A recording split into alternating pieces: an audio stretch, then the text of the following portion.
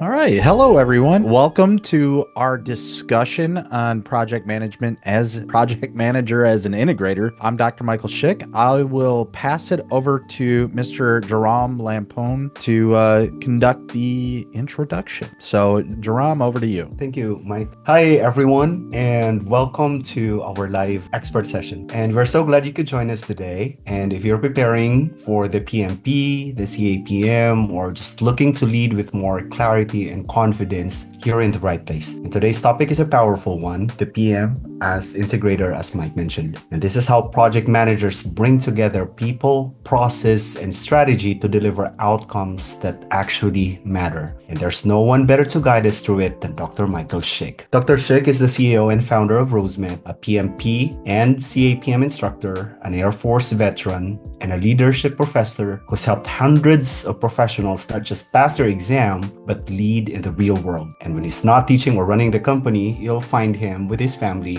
He's really explaining to his kids why this particular lizard has a longer tail. And so grab something to take notes with, settle in, and let's get started. Dr. Shick, over to you. Thank you so much, Jerome. I appreciate the kind words. So as he was talking about, we're looking at a PM as an integrator. So what we're looking at doing is focusing in on the delivering value for your customer or client. So what are the processes, people, strategy, always keeping that lens, not simply being focusing in on tasks, but rather integration of all the work to be performed. So today we're going to look at the outcomes. We'll look at the why this topic matters and it works.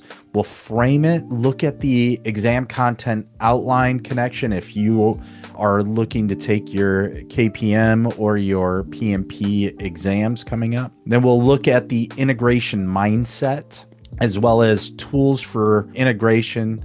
We'll go over 3 different case scenarios. Now, these are particular cases that could be value added for you and for your teams. We'll also look at what is integration in change control and then any takeaways that we hope that you walk away with, but also you'll have the opportunity to ask questions and things of that nature. So with that, we'll jump into the learning outcomes. So our intention for this particular talk, now it is a 60-minute talk. I intend to go through the information for about the first 45 minutes to include the scenarios. There are going to be opportunities for you to provide feedback. So it's not just me speaking at you, so to speak, but ultimately it is for us to figure out which approach is appropriate, whether it be predictive, agile, or hybrid methodologies. We want a clear rationale of why we select these approaches. We'll look at integrating plans and stakeholders. So bringing it all together along with scope, schedule, cost, quality, risk, the resources and people, all to align towards delivering value rather than establishing silos. We'll run and ensure that we have an accountable change process.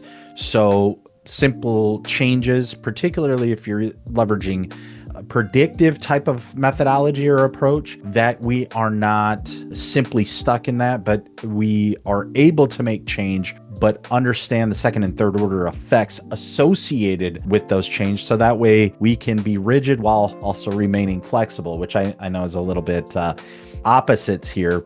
But ultimately what it comes down to is we take a measured approach in any change, particularly on the predictive side of the methodology house. Okay, so why this topic works? Well, there's a natural progression, all right? We need, as project managers or aspiring project managers, to be logical in our approach. We have self-management as well as working with our teams and having that strategic level of thinking, ultimately deliver value. So if you are focusing in on risk, looking at it how that particular risk, whether it's an opportunity or risk itself, do you have to communicate with stakeholders?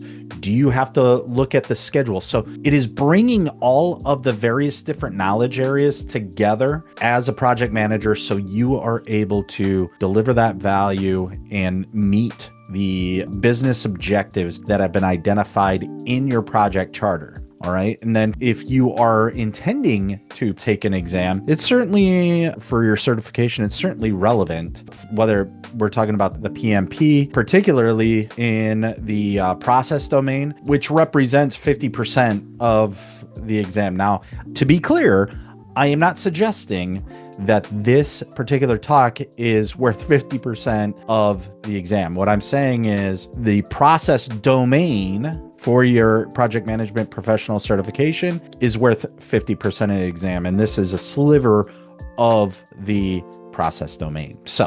But there is certainly practical value associated with this. So there's real world projects. If we were to go back and simply look at those siloed areas, and just simply managing stakeholders, for example, we would be missing out on the risks associated or the quality and specification that have been identified, which are based on the requirements expected from your customer or client. You may have an issue when it comes to procurement, things of that nature. Now, I will also say, if you're here and considering earning a certification, be on the lookout, because right now the certification is leveraging the PMBOK, the Project Management Body of Knowledge, 7th edition. Now, the 8th edition, we've already seen the table of contents be pushed out from the Project Management Institute, but we expect during the Global Summit that the PMBOK 8 is going to debut, and that's based on the CEO's announcement. But certainly early into 2026 is when we really should start it hitting the streets, if you will. And then there is going to be some substantive changes that come along with that, in the form of not only what the Project Management Institute suggests the framework is, but also the exam and things of that nature. So that said, think of that from the exam, but the practical implementation of integration is bringing everything together. And regardless of if you're studying for the exam or you're a project manager, you cannot be siloed in your view and in your thinking. You have to bring in the various different aspects that you're working on, all to deliver that value together, and thinking about it not in a vacuum, but working with your team and all to achieve that end. So now, you as an integrator, so project managers, yes, you have to plan, and yes, you have to communicate, but it is getting that unified direction to achieve the end and deliver to the customer and client. All right. That is meeting their requirements. We'll see, and we've seen, if you have any background in project management, you've seen different quality standards. Now, there's many different definitions on what a quality means and what specification means, particularly when it comes to project management. But we take more of a manufacturing approach and view, which is meeting the customer client's specifications, meeting their intended quality outcomes.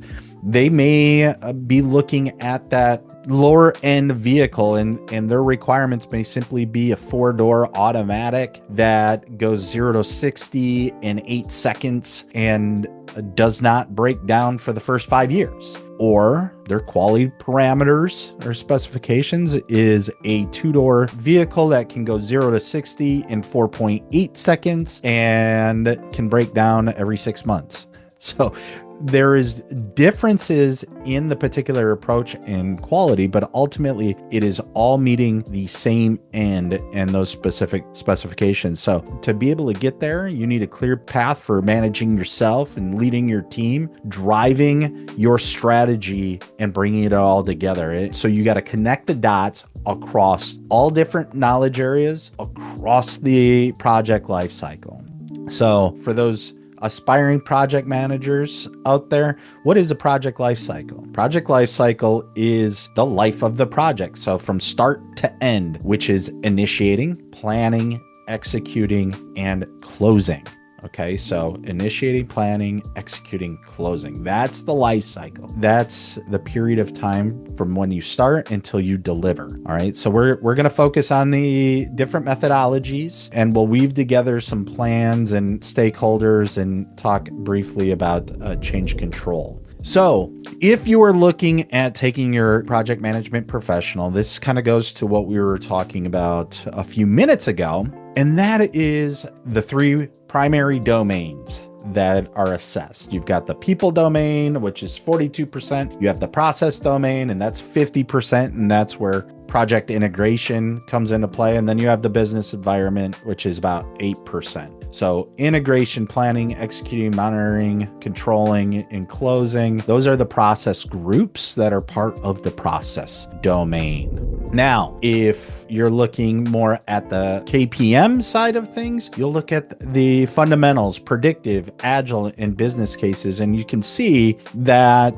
36% are the fundamentals, whereas the predictive side of things are going to vary. So to a lesser extent, ultimately what it comes down to is you want to be able to understand whether you're taking and studying for your project management professional certification or your certified associate project management. This is certainly a relevant topic. Now, when we think about integration, we want to set our mind towards how we want to think about it from a project management perspective.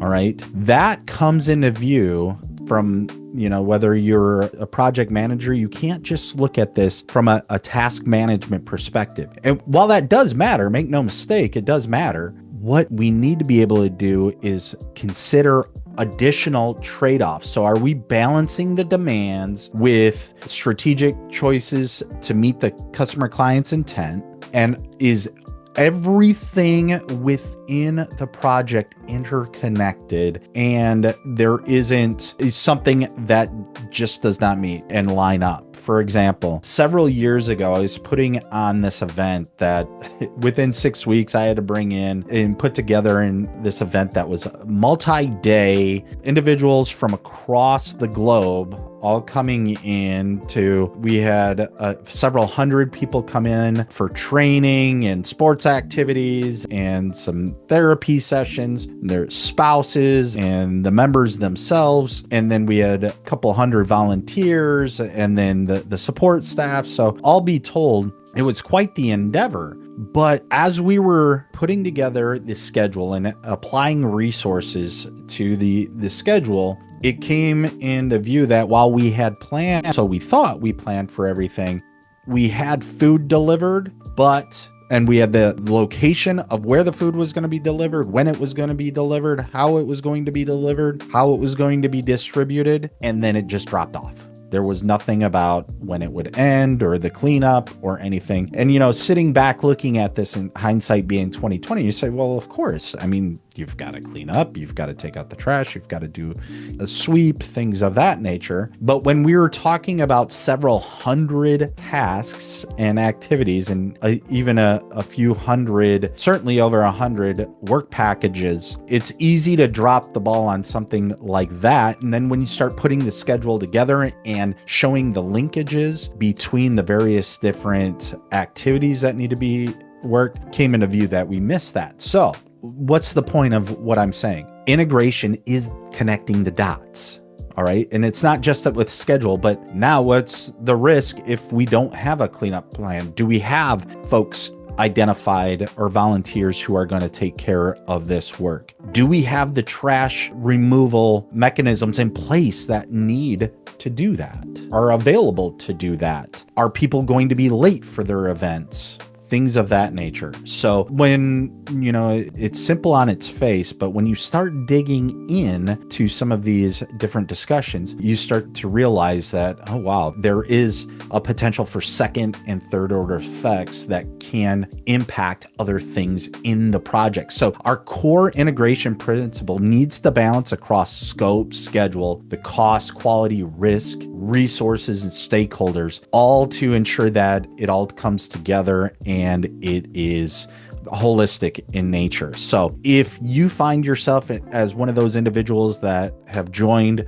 looking at taking an exam, if a question like this comes up, something that I would like you to keep in mind is integration questions. Choose the action that preserves the whole project. All right. It's not the task. It is preserving what you are trying to deliver, because you are trying to deliver value. And if the value isn't delivered to the client, then the project's missing the mark. So ensure that the whole project is going to be delivered and that you update and consolidate the plans and baselines and align stakeholders in all areas in your decision making. And if a change is required, then you go through the integrated change control process. So change can happen, but there needs to be a process for that change. Okay. And so if you're taking the project management professional exam, think about that.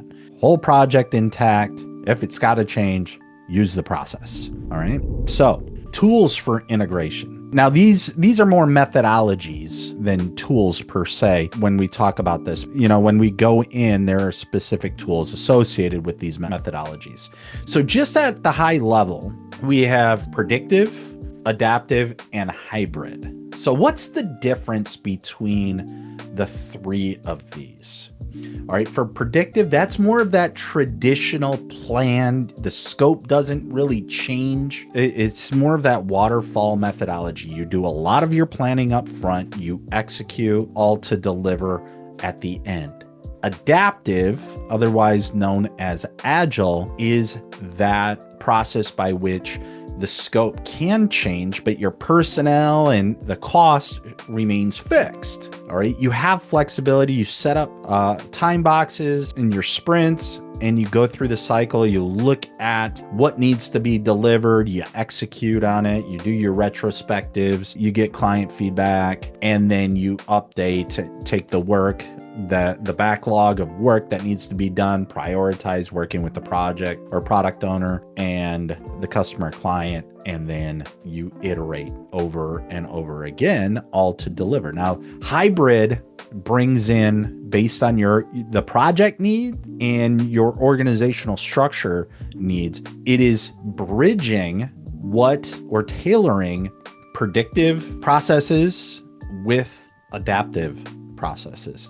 So you can kind of take the best of both worlds, if you will. Now, hybrid, you may be asking yourself, well, why don't I just do hybrid all the time? Well, it's because sometimes it's appropriate, sometimes it's not. You may not have a need for an adaptive project because you may not be doing any software development or one of those processes that once you deliver, you're doing continuous improvement or leveraging continuous improvement, not to be confused with Lean Six Sigma. That's a completely different topic, but you want to iterate and increase. So the predictive, some of the tools that you have available will be project charter, and you want to integrate with the project management plan, set up your baselines and manage change. That's where the integrated change control process comes into play.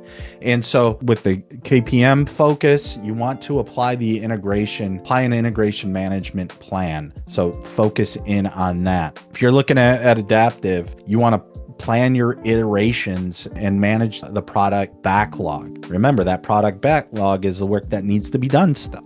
And then you build out that product roadmap of what are we going to do, working with the development team to build this out. Hybrid approach, if you're going in for your PMP, you want to be able to select between the predictive, agile, and hybrid as appropriate in the context. And we're going to go over some scenarios so you have the opportunity to do that. But also, if you're, a project manager, this is good mental exercise for you to think through why you would choose it, and what you would choose and why you would choose it. Okay. All right. So we're going to step into these scenarios. We have 3 different scenarios. One's going to look at compliance and features. We'll look at a research and development with a hard delivery date. Then we'll also look at migrating systems. And now these are in line with the various different domains. And you can see on the bottom there for PMP and method selection that goes in with the domain 2. Objective 13. That's what that essentially says, is what domain it's a part of and what particular objective. So let's jump into this, shall we? All right, we're looking at scenario 1, and we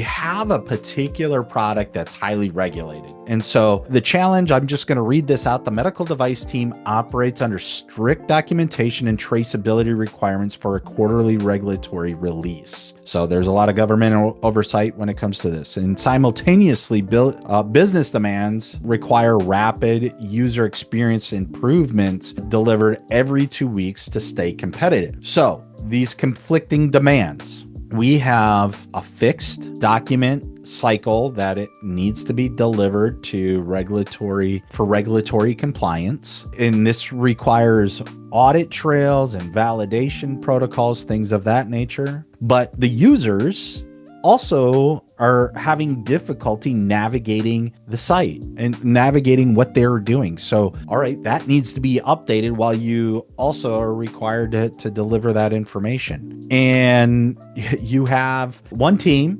that manages this process and the project. So what do? What kind of project should you go with? So your task when choosing your approach. So what I'm talking about is your methodology, and what we're looking at is when choosing your approach, consider the nature of the requirements for each component, regulatory versus user experience. That's what that UX is user experience. The need for adaptability and the constraints of a single team. Think about how the structure of the project to maximize both compliance and agility, and what specific mechanisms you'd put in place to manage the intersection of the two demands. So your task, choose the appropriate approach, whether it be predictive, agile, or hybrid. Name 2 governance or artifact management moves you would implement to balance these competing needs. So I'll give you a quick minute. Please, what would you guys consider as the approach? What methodology would you use? Predictive, agile, or hybrid? Put it in the comments. All right, we have a couple of folks who have already responded. Anybody else? Grace, why did you choose hybrid? Feel free to come off and say it over your mic if you so choose, or feel free to type it in, your decision.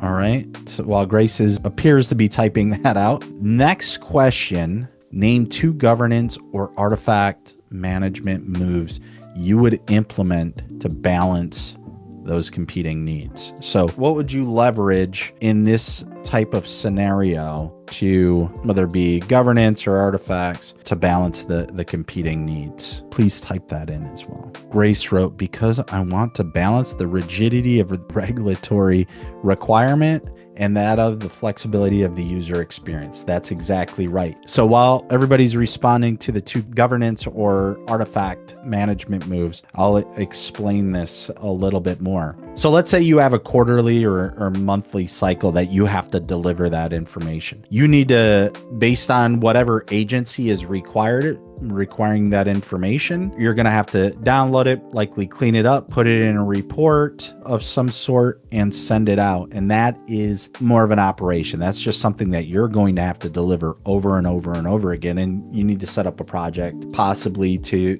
set up that process to be able to deliver that. Now, running into the user experience issue, the challenge with that is you're going to have to be able to collect the information of what people are having a problem with on this particular interface. So you got to collect that information, set up a backlog, talk to the team, figure out what makes sense based on priorities, and then update the user interface every couple of weeks. And so you have a static time of when this regulatory information is due.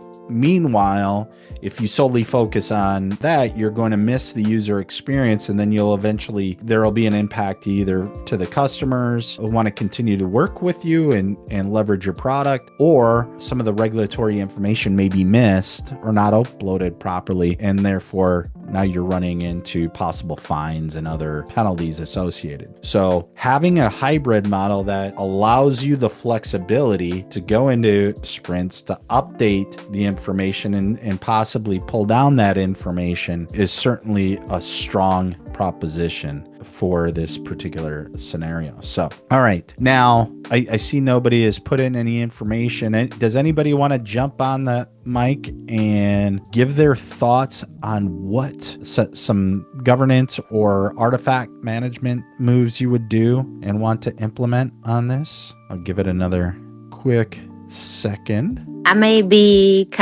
hey, this is Marquita Harrington. I may be completely off because I have been in and out, but when you're mentioning artifacts, are you referring to the charter or the project plan or things of that nature? Yes, ma'am. That is exactly what I'm referring to.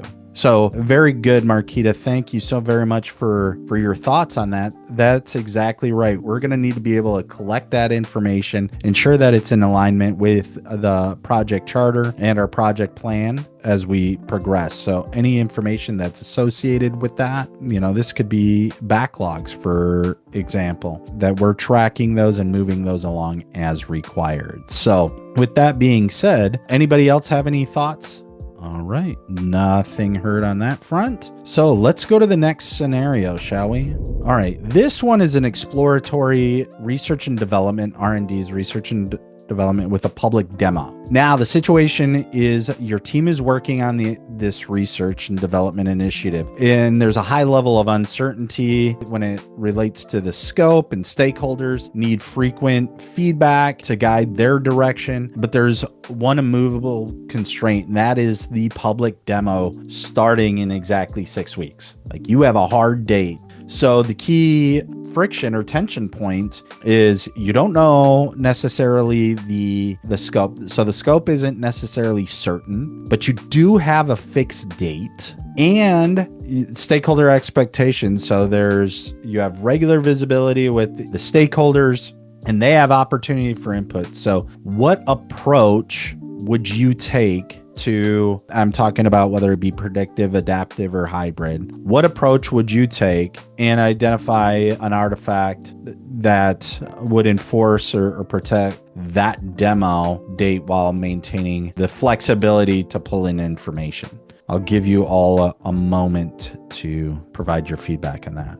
Thoughts, anyone? I want to say hybrid again, but I could be wrong.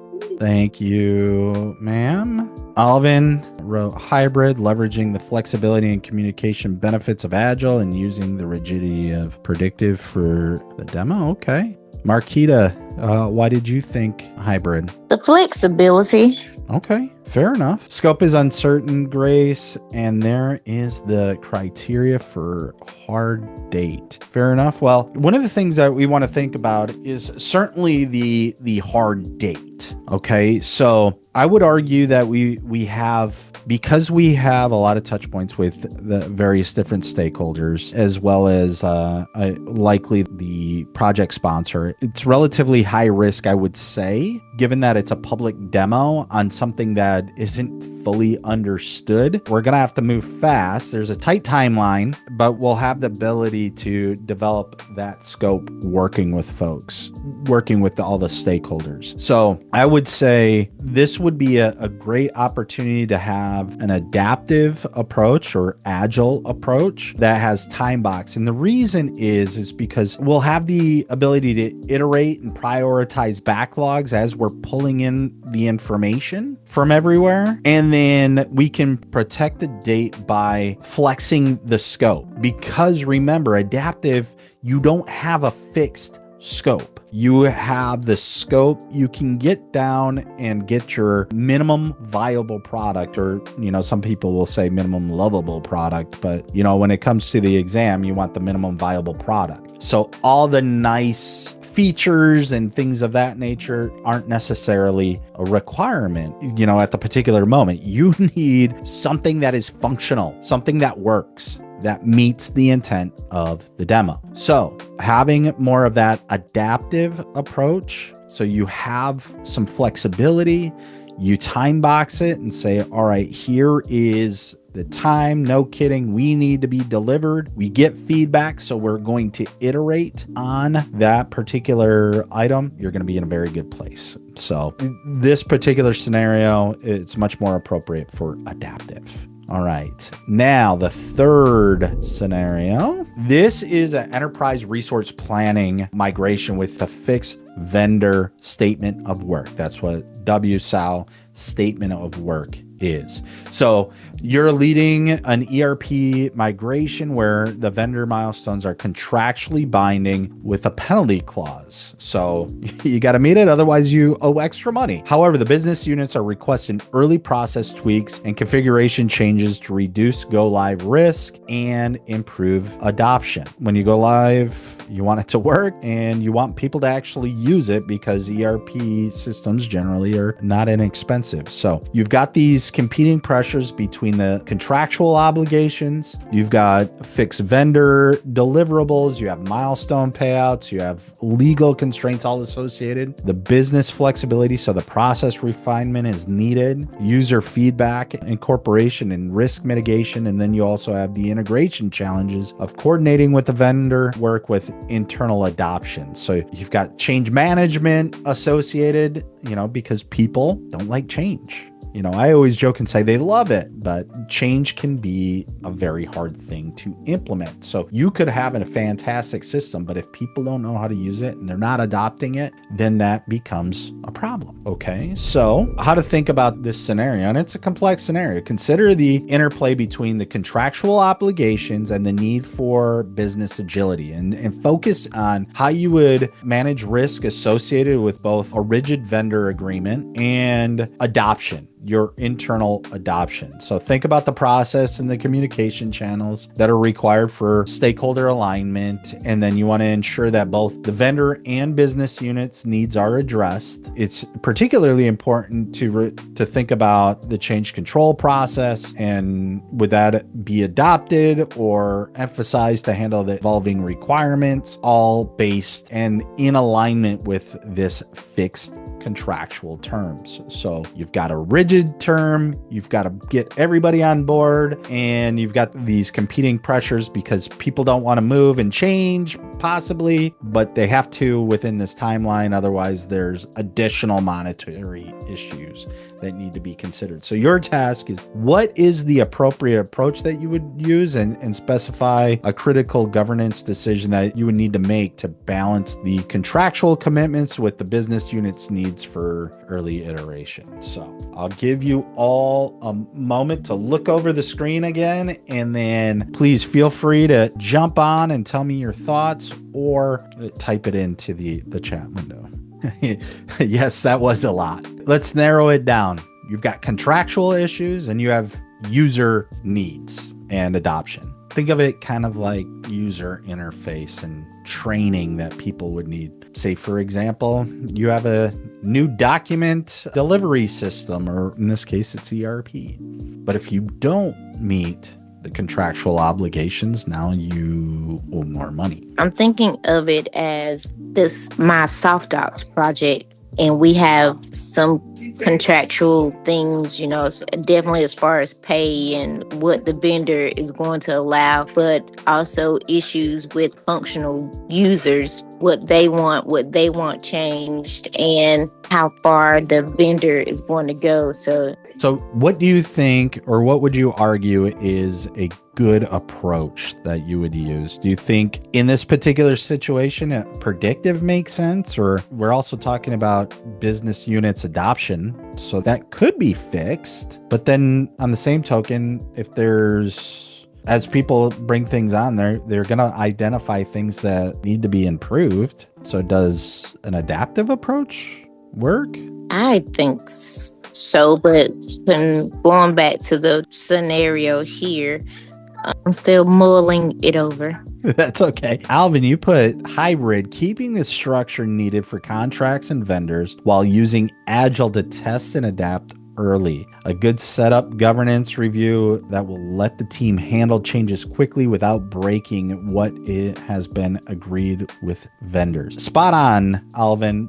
But notice each one of these scenarios, it seems like there's a little bit of, possibly some overlap. And if we think too deeply into this, it can be hard. But ultimately, not only from a certification test perspective, think about it from a project manager actually implementing this. What makes the most sense? We have fixed times with this. We don't know what those fixed times are. It's not specified, but we also have a clear scope. We need to integrate all of the various different things. So, just as we go through and discern the mindset that we need to have, is there a hole? Will the overall project be affected? okay, if the overall project is not going to be effective based on the parameters that we have, does it make sense to put in a integrated change control mechanism? Yeah. And so that's exactly what we'd be looking at. So we're looking more at a predictive plan, a cutout plan, or I should say cutover plan from our current legacy system going to a new ERP system. And then we can fit some gaps if there's any additional sprints that need to be implemented or refine the process.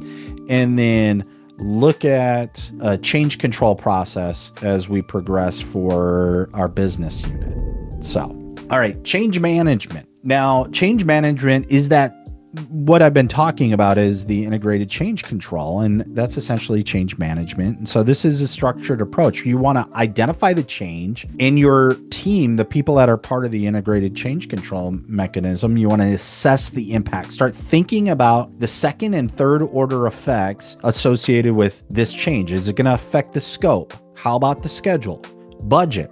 Do we have the resources to be able to do it? What do stakeholders think about it? So do an assessment. And then if the change is a value added and above threshold to the negative effects that it could be associated with it, then you go through approval and authorizations. But then you need to update the documentation as required and appropriate. So once those have been approved and authorized, then you go through and you put it into, possibly your backlog if you're taking an adaptive approach, or you just put it into the overall schedule of work that is going to be accomplished depending on the approach that you're going to take. But ultimately what it comes down to is you want to be proactive in your identification, and you want to do an assessment. You want a clear approval process, and then a manner by which to effectively communicate to the stakeholders. All right. So these are the type of things that you need to think through and be able to understand. But having a structured